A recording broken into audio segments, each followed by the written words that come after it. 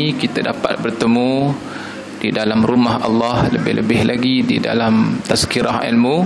Semoga kita semua diberikan rahmat, keberkatan dan juga pengampunan daripada Allah Subhanahu wa taala. Inna ad-dina 'indallahil Islam. Kata Allah, sesungguhnya agama yang diterima pakai, agama yang diredai oleh Allah hanyalah agama Islam. Jadi kita bersyukur kerana dalam ramai-ramai manusia kita menjadi antara manusia yang dipilih oleh Allah untuk memeluk agama Islam. Tetapi kita harus ingat, untuk menjadi orang Islam ni dia ada syarat dia. Maka di antara syarat nak jadi orang Islam, dia kena faham rukun Islam. Dia bukan sahaja kena hafal rukun Islam, malahan dia kena mengamalkan rukun Islam. Selain daripada syahadah, rukun Islam juga menyuruh kita menunaikan salat, berpuasa, berzakat dan menunaikan haji. Jadi bila kita faham, kita amalkan setiap daripada rukun Islam, maka jadilah kita orang Islam. Tapi dia tak cukup syarat. Sebab nak masuk syurga ni dia bukan sekadar Islam. Nak masuk syurga Allah ni dia kena jadi orang beriman. Kalau sekadar jadi orang Islam tapi munafik, dia tak masuk syurga. Dia syarat nak masuk syurga, dia kena jadi orang Islam yang beriman kepada Allah. Jadi bila dia nak jadi orang beriman kepada Allah, dia kena faham tentang rukun iman. Jadi rukun iman ni ada berapa, Haji Ramli? 6. Maka di antara ke-6 rukun iman itu, selain daripada kita beriman dengan Allah, kita beriman dengan malaikat, kita beriman dengan Rasul, kita beriman dengan kitab, dengan qada dan qadar, kita juga disuruh beriman dengan perkara yang gaib. Maka di antara perkara-perkara gaib yang kita kena beriman, iaitulah soal pahala dan dosa. Bukan sekadar kita disuruh beriman dengan syurga dan neraka, kita juga disuruh beriman dengan dosa dan pahala. Sebab dosa dan pahala ni manusia tak nampak. Saya yakin kalau kita nampak macam mana dosa, kita takkan berani nak buat maksiat. Dan saya cukup yakin kalau kita nampak pahala, kita pasti akan tinggalkan segala urusan dunia. Kita akan fokus kepada urusan akhirat. Sebab kita dah nampak ini dia pahala. Tapi masalah besar kita tak nampak bagaimana bentuk neraka, bagaimana bentuk dosa.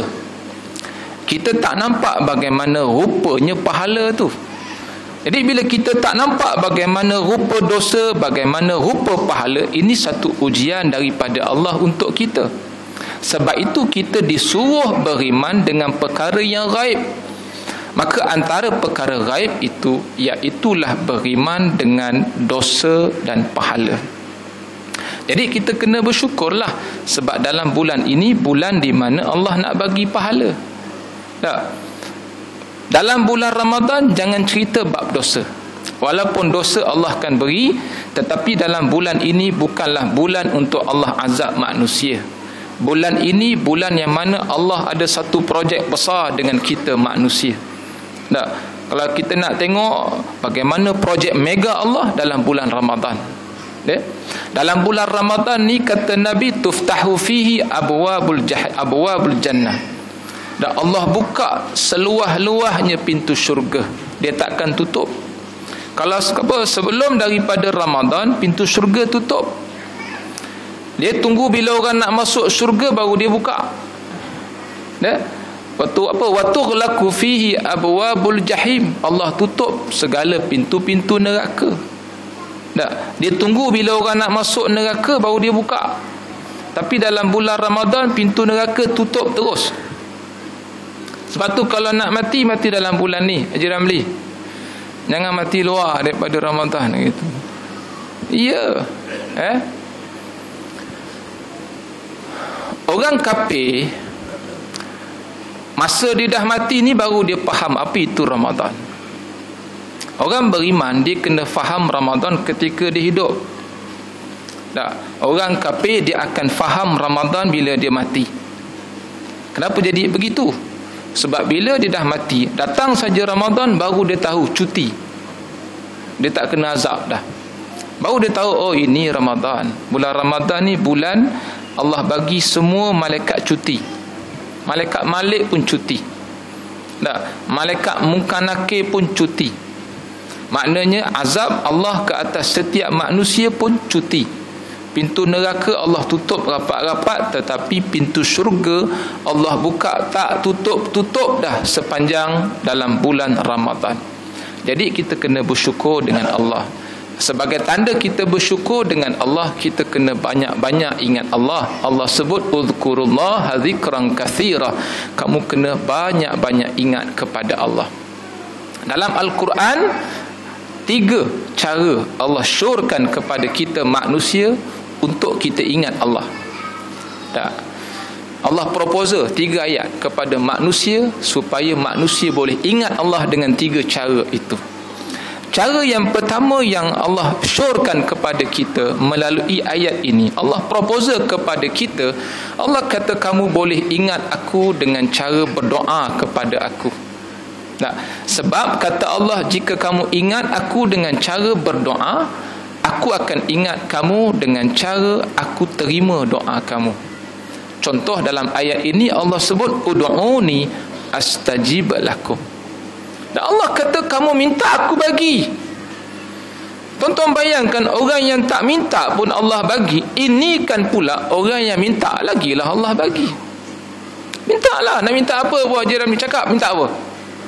Dah tahu dah, tengok muka saya tahu mesti nak kahwin lagi. Minta. Orang yang tak pernah minta dengan Allah ni orang sombong. Tak. Allah cukup benci dengan orang yang sombong. Kita baru je belajar kan dalam kitab hari tu. Allah tak pandang orang yang sombong ni, Mam. Tak payah sombong lah, Mam. Gitu. Baru jadi iman dah sombong. Tak, iman ni tak sombong. Dia senyum je. Minta dengan Allah. Kita tak boleh nak doa panjang-panjang. Doa lah pendek-pendek. Paling-paling koman pun Rabbana atina fid dunya hasanah. Cukup. Wa fil akhirati hasanah wa qina azabannar. Kita pergi kenduri tahlil rumah orang. Janganlah baca doa panjang-panjang. Kalau kita tengok tuan rumah tu dah hidang, bubuh je lah doa pendek-pendek. Dia tanya pasal apa doa pendek? Dah hidang kata. Tengok pula jenis makanan apa. Kalau bihun pendek, kalau nasi dia panjang sikit dah. Dia kata. Kalau nasi Arab lagi. Kena doa. Tak. Nabi ni setiap saat, setiap masa Nabi berdoa. Bayangkan Nabi nak tidur, Nabi doa. Nabi bangun tidur, Nabi doa. Nabi nak masuk bilik air, Nabi doa. Nabi keluar bilik air, Nabi doa. Nabi nak pakai baju, Nabi doa. Maknanya hidup Nabi ni 24 jam tu diiringi dengan doa. Sebab tu orang yang tak pernah berdoa ni orang yang sombong. Kita ambil satu pendekatan. Kalau kita tak cukup masa nak berdoa, doalah yang paling pendek. Rabbana atina fid dunya hasanah wa fil akhirati hasanah wa qina adzabannar. Kalau itu pun tuan-tuan tak sempat, saya sure tuan-tuan angkat tangan, ya Allah, macam biasa ya Allah, cukup. Yang penting tuan-tuan berdoa, ya. Yang penting istiqamah. Itu istiqamah, Pak. Yang penting istiqamah. Ya Allah, macam biasa engkau tahu. Itu aja. Baik, itu cara yang pertama. Allah syur kepada kita dengan cara Allah proposal ayat ni. Ud'uni astajib lakum. Minta, jangan tak minta. Ya? Baik. Cara yang kedua, kata Allah, kamu boleh ingat aku dengan cara kamu bertawakal kepada aku. Tawakal ni maknanya kita berserah diri. Ya? Kata Allah, jika kamu ingat aku dengan cara bertawakal kepada aku aku akan ingat kamu dengan cara aku cukupkan bekalan kamu. Tak? Contoh ayat yang Allah proposal kepada kita, wa may yatawakkal 'alallahi fahuwa hasbuh. Saya yakin tuan-tuan mesti hafal ayat ni. Kalau tak hafal, pergi kedai mamak tengok. Mesti ada punya. Kan? Pergi kat wadud pun ada saya tengok. Wa may yattaqillaha yaj'al lahu makhraja. Tengok orang, tengok mamak, dia tak yakin dengan bomo, dia percaya dengan ayat 1000 dinar. Allah kata, siapa-siapa di kalangan kamu yang berserah diri kepada aku, yang bertawakal kepada aku cukupkan bekalan dia. Tak? Sebab tu satu hari tuan-tuan, Nabi Allah Musa, Nabi Allah Musa ni perangai dia macam Zulkarnain. Kalau tuan-tuan baca kisah Zulkarnain dalam Suratul Kahfi, tak salah saya. Tak. Zulkarnain ni hati dia kering. Tak. Dia kalau nak sesuatu, selagi tak dapat, selagi tu dia cari. Tak. Macam itulah juga Nabi Musa. Nabi Musa ni, dia hati kering. Dia kata, aku nak jumpa Khidir. Harun kata, susah, tak boleh. Khidir ni bukan duduk macam kita. Tak, kata Nabi Musa, aku nak jumpa juga. Walaupun cara sekali pun aku nak jumpa juga. Dia pergi jumpa. Tak, walaupun dia hati kering, Haji Ramli, tapi dia sangat tawaduk. Dia sangat patuh dengan perintah Allah. Dia tak pernah tanya kenapa. Dia buat je. Satu hari Allah perintahkan kepada Musa, wahai Musa, kau nampak tak tongkat tu? Nampak? Baik, kau ambil tongkat tu, kau pergi ketuk dekat batu tu. Tak? Nabi Allah Musa, dia ambil tongkat, tak ada soal. Dia ketuk batu tu, dengan izin Tuhan, batu tu terbelah dua. Bila batu tu terbelah dua, Nabi Musa terkejut sebab dalam batu tu ada batu. Tak? Kata Allah kepada Musa, wahai Musa, ketuk sekali lagi batu tu. Musa tak tanya kenapa. Dia pergi ambil tongkat tu, dia ketuk batu yang kedua.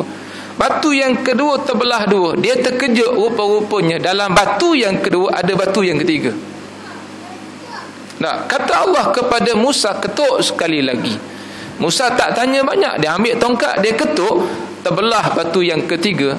Dia terkejut, rupa-rupanya dalam batu yang ketiga ada seekor ulat hidup bersama dengan sehelai daun yang masih hijau. Saya nak cerita pada tuan-tuan, ulat dalam batu lapisan ketiga pun boleh hidup, boleh makan. Ini kan manusia yang Allah kata karamna bani Adam. Ini kan pula manusia macam kita lah yang Allah muliakan. Dah tentulah Allah jamin rezeki manusia. Ada ke manusia mati tak makan? Tak ada. Manusia mati sebab makan. Zul, penyakit kencing manis ni sebab apa, Zul? Sebab makan. Tak. Penyakit darah tinggi ni sebab apa, Haji Ramli? Makan. Kanser kenapa, Mam? Makan. Gaut. Makan. Gaut tak? Makan. Boleh kata, doktor ada belakang tu tak? Boleh kata kebanyakan penyakit sebab makan. Baik Ustaz, ada manusia mati tak makan, tipu. Dari mana tuan-tuan dapat? CNN siapa punya? Yahudi punya. Kalau ada manusia mati tak makan, bukan salah Allah, tapi salah manusia. Allah kata jelas, zaharal fasad fil barri wal bahr bima kasabat aydin nas. Allah dah campak dah rezeki. Di mana ada manusia, di situ ada rezeki manusia. Allah campak rezeki di darat, di lautan. Kadang-kadang rezeki itu keluar dari bawah, rezeki itu datang dari atas. Tapi bila manusia dengan perangai yang buruk merosakkan muka bumi Allah, maka bagaimana sumber rezeki yang Allah berikan kepada manusia akan diberi kepada manusia? Tak dapat. Tak. Sebab tu manusia tak makan ni sebab perangai manusia.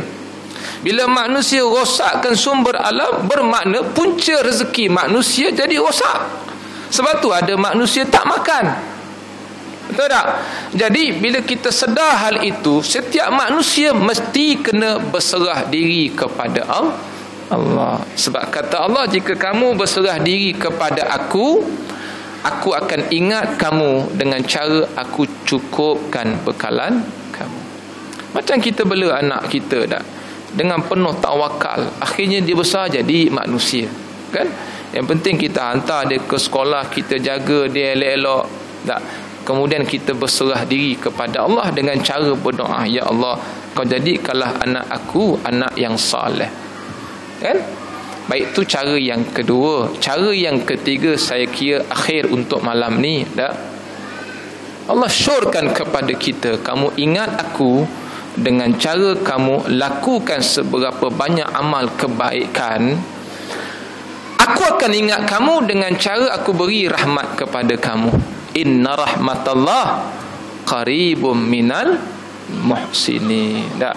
Sesungguhnya kasih sayang Allah, rahmat Allah sangat dekat dengan orang yang sentiasa melakukan amal kebaikan.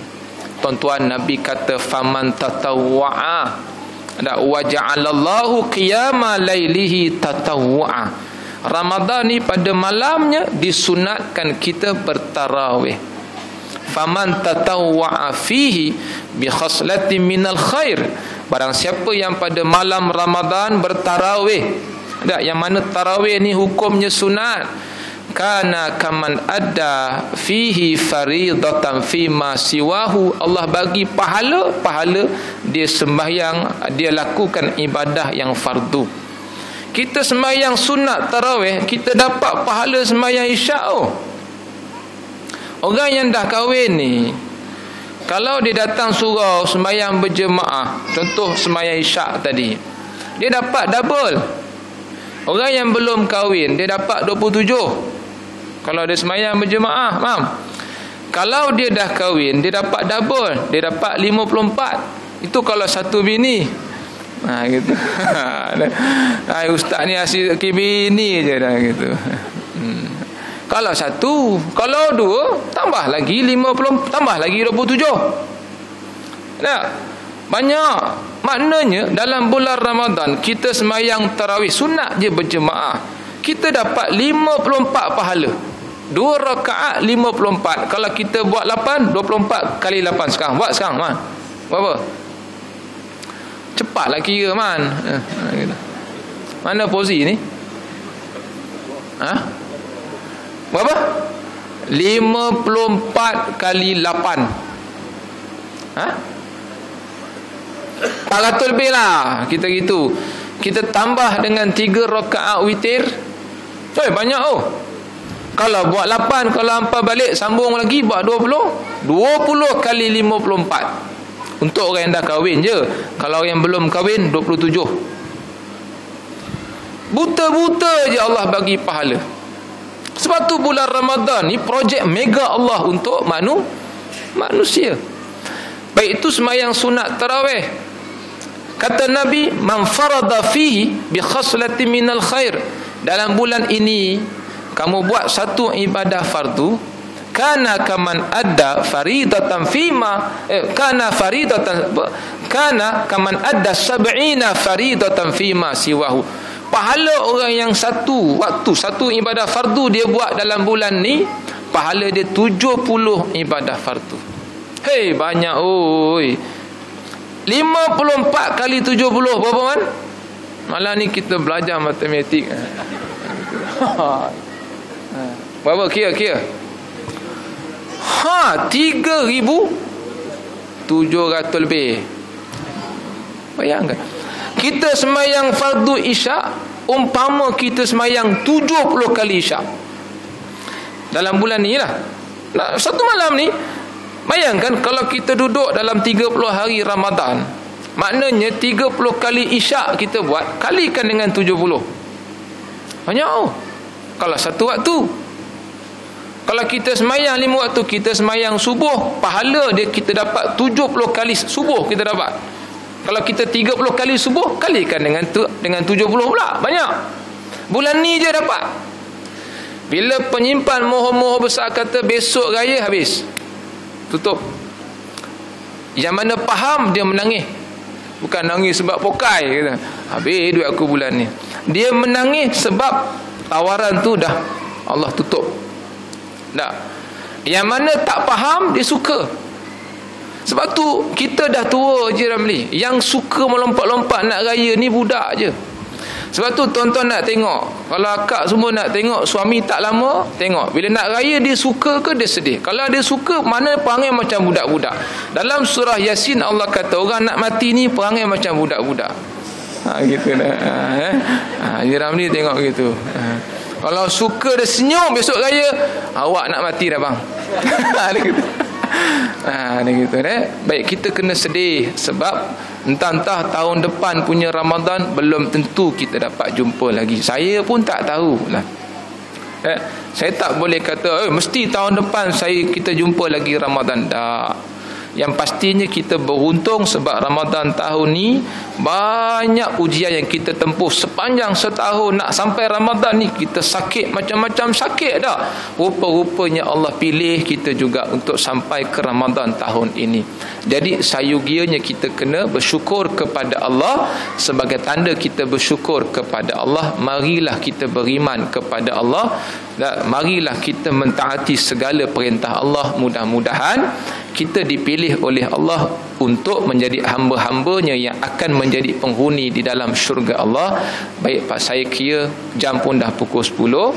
Saya berhenti di sini dulu. Mudah-mudahan kita punya amalan semuanya diterima oleh Allah. Kita tangguh majlis dengan tasbih kafarah dan suratul Asr. Subhanakallahumma wa bihamdika asyhadu an la ilaha illa anta astaghfiruka wa atubu ilaik. Bismillahirrahmanirrahim. Al-'asri innal insana lafi khusr illa alladhina amanu wa 'amilus salihat wa tawassaw bil haqq wa tawassaw bis sabr. Assalamu alaikum warahmatullahi wabarakatuh.